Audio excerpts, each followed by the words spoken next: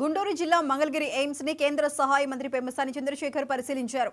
అమెరికాలో ఉన్నంత ప్రామాణికంగా వైద్య సేవలు మంగళగిరి ఎయిమ్స్ హాస్పిటల్లో అందుబాటులోకి వచ్చాయని మంత్రి పెమ్మసాని విలేకరులకు తెలిపారు.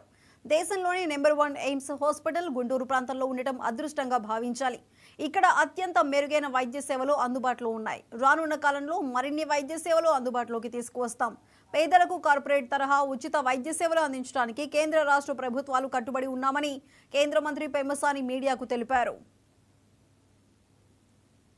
స్టాఫ్ కి కొన్ని బేసిక్ ప్రొవిజన్స్ అన్ని మిస్ అవుతున్నాయి అన్నారు. అవన్నిటిని కూడా 2 months లో వాళ్ళు కంప్లీట్ ఇచ్చేస్తామని చెప్పారు.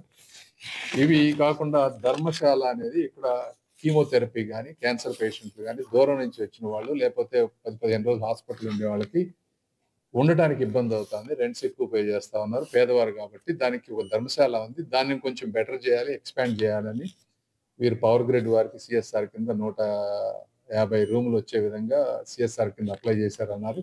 అది కూడా నేను టేకప్ చేసి దాన్ని ఎలా ముందుకు తీసుకువెళ్లాలో ఢిల్లీలో కోఆర్డినేట్ చేసి చేస్తాం. ఇలా అదేవిధంగా అంబులెన్స్ సర్వీసెస్ ఉన్నాయి. కొన్ని అంబులెన్స్ సర్వీసెస్ బయట ప్రైవేట్ వాళ్ళు ఎక్కువగా ఛార్జ్ చేయడం అనేది జరుగుతూ ఉంది. దానికి ఒక ప్రాపర్గా ఈ కిలోమీటర్స్ ఎంతంత డిస్టెన్స్కి అయితే ఇంత రేట్స్ కంటే ఎక్కువ ఛార్జ్ చేయడానికి వీల్లేదని బయట డిస్ప్లే బోర్డ్స్ ఒకటి పెట్టమని అడిగాము. అవి కూడా వీళ్ళు పెడతానని చెప్పారు.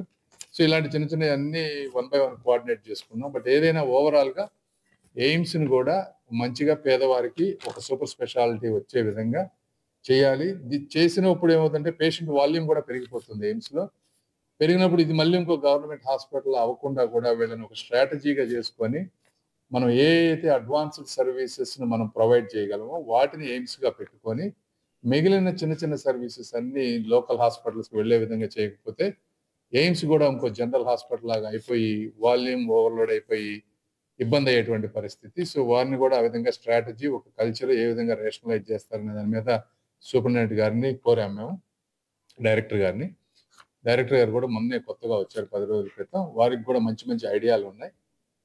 వారు వీటన్నిటిని చూసుకొని అందరితో కోఆర్డినేట్ చేసుకొని ఎయిమ్స్ని చంద్రబాబు నాయుడు గారు కానీ మోదీ గారు అనుకున్న దానికంటే ఎక్కువగా ఉండే విధంగా చేయటంలో నారా లోకేష్ గారు లోకల్ ఎమ్మెల్యే గారు నేను కూడా పాత్ర తీసుకుంటాను. Thank you.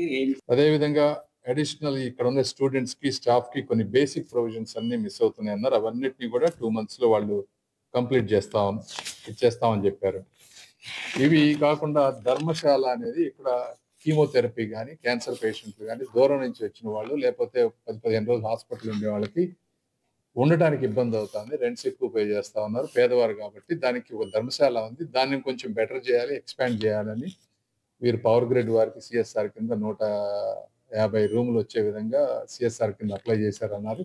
అది కూడా నేను టేకప్ చేసి దాన్ని ఎలా ముందుకు తీసుకువెళ్లాలో ఢిల్లీలో కోఆర్డినేట్ చేసి చేస్తాం.